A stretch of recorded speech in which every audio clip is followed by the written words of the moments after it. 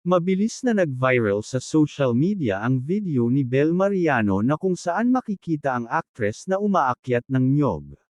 Sa video sa kanyang Instagram account ay makikita si Bel na umaakyat ng niyog pero syempre hindi naman masyado mataas ang nasabing puno. Nalalayan rin si Bel ng isang babae para makaakyat sa niyog at makuha ang buko. Tila nag-crave nga siyang uminom ng sabaw ng buko kaya nag-effort siya sa pag-akyat sa puno para siya mismo ang pumitas ng buko.